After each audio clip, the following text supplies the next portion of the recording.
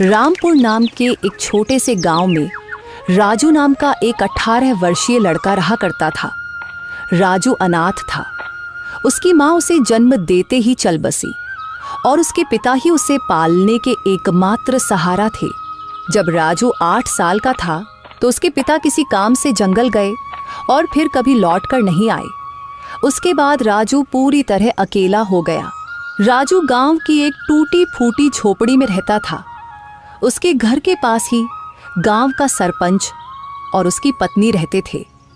उनकी अपनी कोई संतान नहीं थी, इसलिए राजू के माता पिता के गुजर जाने के बाद उन्होंने ही राजू को पाला। ये लो राजू बेटा, ये खाना खा लो और अगर कम पड़े तो मुझसे आकर ले लेना। अरे मौसी, मैं कब तक आपके ऊपर बोझ बनकर बैठा रहूंगा? अब तो मुझे शर्म आती है। अरे बेटा, ये तुम कैसी बातें कर रहे हो? अगर तुम हमारे अपने बच्चे नहीं हो तो इसका मतलब थोड़े ना है कि तुम हम पर कोई बोझ हो। आगे से ऐसी बात मत करना। चुपचाप ये खाना खाओ। यह कहकर सरपंच की पत्नी सीमा वहां से चली गई। राजू ने आराम से खाना खाया। खाने के बाद जब वह झोपड़ी से बाहर निकला तो सामने ही सरपंच दिखाई दिए। राजू ने उन्हें देखा और सीधे उनके पास जा पहुंचा। राजू बेटा, खाना खा लिया है ना? जी सरपंच साहब, अभी अभी मौसी खाना देकर गई थी और मैं वही खाकर घर से निकला हूँ। हाँ, अच्छा किया। अब तुम बड़े हो गए हो बेटे, अपना ख्याल रखना सीखो। जी सरपंच जी, 8 वर्ष की उम्र से लेकर अब तक आप ही मेरा ख्याल रखते आए हैं, पर अब मुझे शर्म आने लगी है। अब मैं कुछ काम करना चाहता हूँ। इसमें शर्म की क्या बात है बेटा? हमने तो हमेशा तुम्हें अपना ही माना है। लेकिन अगर तुम्हारा मन फिर भी कुछ करने का है तो सुनो, गांव के पास वाला जंगल अब पहले जैसा खतरनाक नहीं रहा। चाहो तो वहां जाकर लकड़ियां काट सकते हो या शहद इकट्ठा कर सकते हो। जी सरपंच जी, मैं कल ही जंगल जाऊंगा। अब समय आ गया है कि मैं अपने लिए और आपके लिए कुछ कर दिखाऊं। अगले दिन राजू एक कुल्हाड़ी लेकर जंगल की ओर चल पड़ा। कुछ ही देर में वह जंगल पहुंच गया।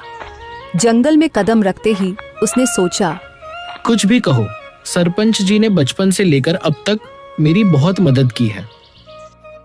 अब समय आ गया है कि मैं अपने पैरों पर खड़ा होकर दिखाऊं और अब मैं उनकी सेवा करूं ताकि उन्हें अपनी संतान की कमी महसूस ना हो और वे हमेशा खुश रहे। अभी राजू ये सोच ही रहा था कि अचानक उसकी नजर एक कोयल पर पड़ी जो उसे बड़े ध्यान से देख रही थी।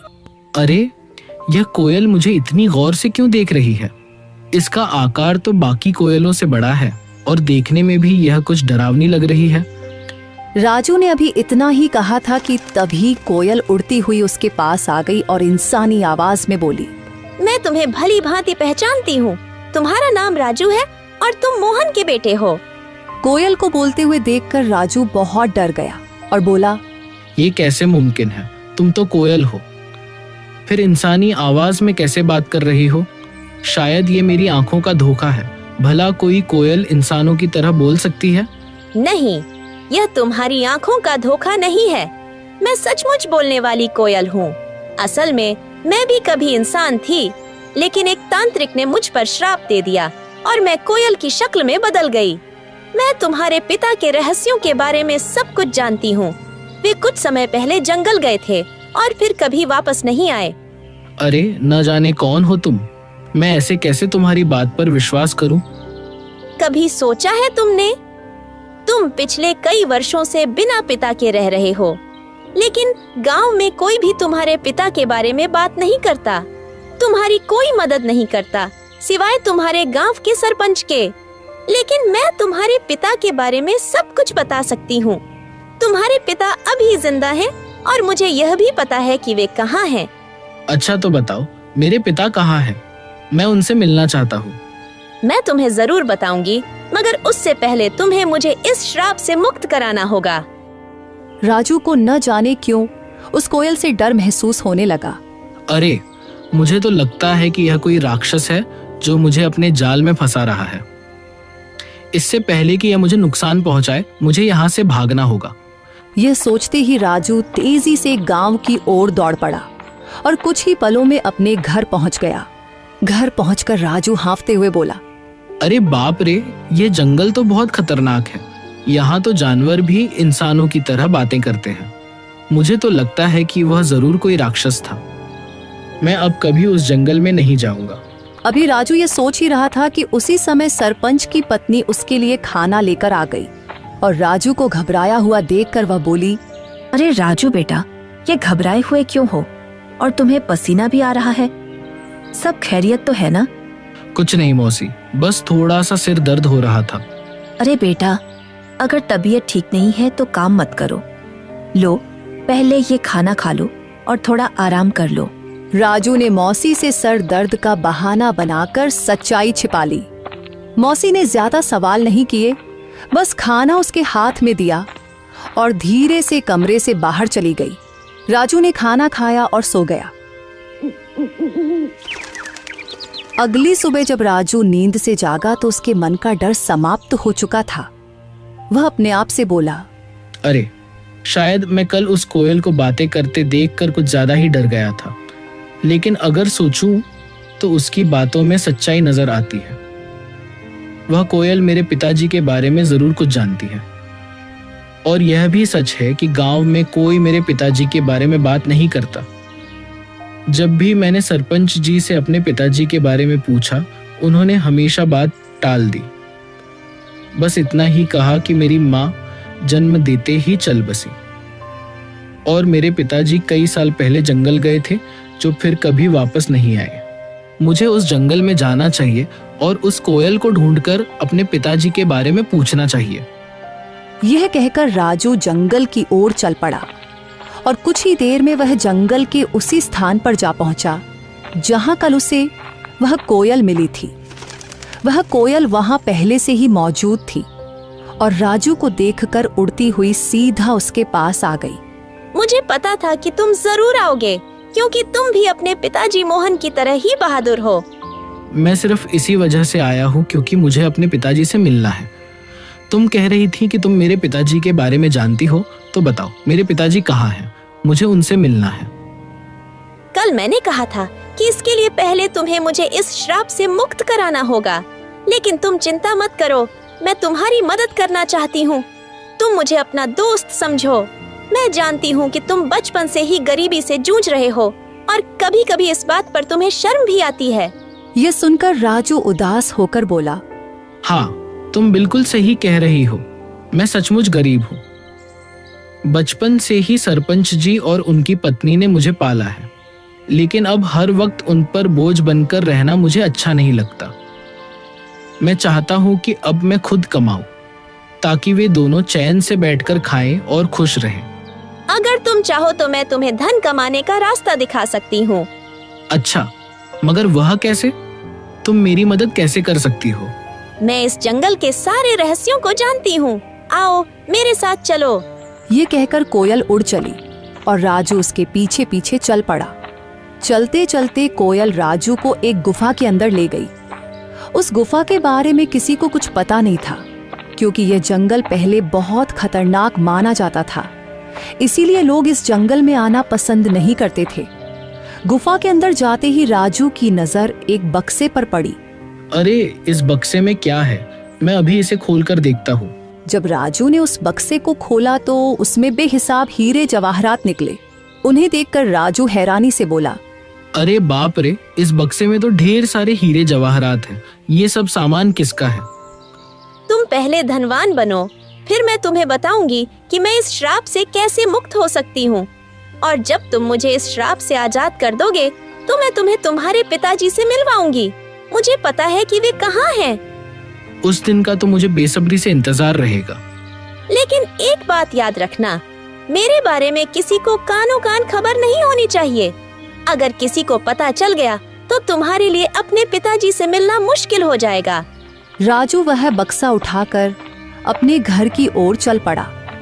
घर पहुंचकर उसने बक्सा एक तरफ रख दिया। इतने में सरपंच और उनकी पत्नी राजू के लिए खाना लेकर आए। जब उन्होंने एक तरफ रखा हुआ बक्सा देखा तो सरपंच ने राजू से पूछा, राजू बेटा, ये बक्सा कहाँ से आया और इसमें क्या है? सरपंच के पूछने पर राजू को कुछ समझ नहीं आया, कि वह सरपंच साहब को क्या जवाब दे।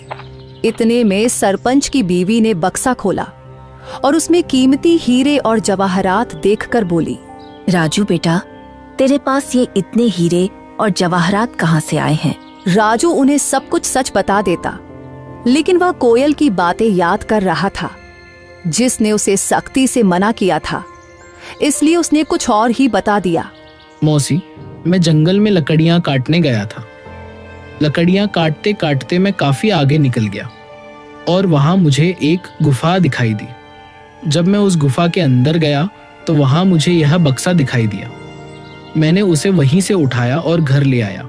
राजू, तुमने यह ठीक नहीं किया। हो सकता है ये सारे हीरे जवाहरात बादशाह के हों। शायद उसने इन्हें वहां सुरक्षित रखा था।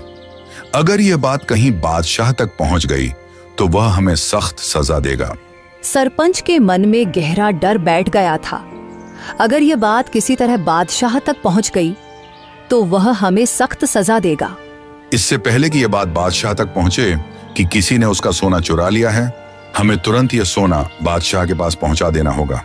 सरपंच की बातें सुनकर राजू ने सोचा, अब सरपंच जी को कैसे बताऊं कि ये हीरे और जवाहरात बादशाह के नहीं हैं? ये तो मुझे वही कोयल ने दिए हैं। लेकिन अगर मैंने सरपंच साहब को कोयल के बारे में बता दिया तो मेरे लिए अपने पिताजी से मिलना मुश्किल हो जाएगा और मेरे लिए इन हीरे और जवाहरात से ज्यादा अपने पिताजी से मिलना जरूरी है। राजू के लिए इन हीरे और जवाहरात से ज्यादा अपने पिताजी से मिलना जरूरी था, इसलिए वह सरपंच के कहने पर बादशाह को हीरे और जवाहरात देने के लिए राजी हो गया। ठीक है सरपंच साहब, जैसा आप कहे, हम अभी यह बक्सा बादशाह को दे आते हैं। यह कहकर राजू ने वह बक्सा अपने सर पर उठा लिया। फिर वह और सरपंच बादशाह की ओर चल पड़े और कुछ ही देर में वे बादशाह के दरबार में दाखिल हो गए। बादशाह के सामने बक्सा रखकर सरपंच ने कहा, बादशाह सलामत। ये लड़का मेरा पड़ोसी है। ये लकड़ियां काटने जंगल गया था और वहां एक गुफा में इसे यह हीरे जवाहरात का बक्स मिला। हमें शक हुआ कि शायद यह आपका ही है, इसलिए हम इसे फौरन आपके दरबार में ले आए हैं। यह सब सुनकर बादशाह के दिल में लालच जाग उठा, क्योंकि वह जानता था कि यह बक्सा उसका नहीं है। लेकिन इतने कीमती हीरे जवाहरात देखकर उसके मन में यह ख्याल आया, ये हीरे जवाहरात असल में मेरे नहीं हैं, मगर जब ये किस्मत से मेरे पास आ ही गए हैं तो मैं इन्हें बेकार क्यों जाने दूं। बेहतर यही होता है कि मैं इन लोगों को इसके बदले कुछ इनाम दे देता हूं ताकि वे खुश हो जाएं और ये खजाना भी मेरे पास ही सुरक्षित हो जाए। ये सोचकर बादशाह ने उनसे कहा, हाँ, यह बक्सा मेरा ही है। मैंने ही इसे वहां सुरक्षित किया हुआ था, लेकिन तुम दोनों ने ईमानदारी से यह संदूक मेरे दरबार में लाकर बहुत अच्छा किया है। मैं तुम्हारी इस सच्चाई से खुश हूं, इसलिए तुम्हें इनाम दिया जाएगा। ये कहकर बादशाह ने अपने सिपाहियों से कहा, सिपाहियों, यह संदूक इनसे ले लो और खजाने में रख दो। और हाँ, इन्होंने ईमानदारी का सबूत दिया है, इसलिए मेरे खजाने से इन्हें इनाम के तौर पर कुछ धन दे दिया जाए ताकि ये खुश भी हो जाए और दूसरों के लिए एक मिसाल भी बने। सिपाहियों ने बादशाह के आदेश पर उनसे वह संदूक ले लिया और उसके बदले इनाम के तौर पर उन्हें कुछ धन दे दिया। सरपंच वह रकम पाकर बहुत खुश था, मगर राजू का दिल बेचैन था। उसे अच्छी तरह मालूम था कि बादशाह झूठ बोल रहा है, लेकिन वह कुछ कह नहीं सकता था क्योंकि कोयल ने उसे अपनी सच्चाई बताने से मना किया था। राजू को डर था कि अगर उसने सच बता दिया तो उसका अपने पिताजी से मिलना मुश्किल हो जाएगा। राजू के लिए दौलत से बढ़कर अपने पिताजी से मिलना जरूरी था, इसलिए वह चुप रहा और फिर दोनों इनाम की रकम लेकर अपने घर की ओर चल पड़े। राजू सरपंच के साथ उसके घर चला गया और घर पहुंचकर उसने अपनी रकम भी सरपंच को दी और कहा, सरपंच जी, ये रकम भी आप ही रख लीजिए। आपने हमेशा मेरी देखभाल की है और मुझे खुशी है कि ये रकम आपके काम आएगी। सरपंच को वो रकम देकर राजू वहां से चला गया और अगले दिन सुबह होते ही राजू फिर से जंगल की ओर चल पड़ा और कुछ ही देर में वह जंगल की उसी जगह पहुंच गया जहां उसे वह कोयल मिली थी। तभी वहां एक साधु आ पहुंचा जो एक बरगद के नीचे बैठा था। उसने राजू से पूछा, अरे बेटा, तुम कौन हो और इस जंगल में क्या कर रहे हो? मैं मोहन का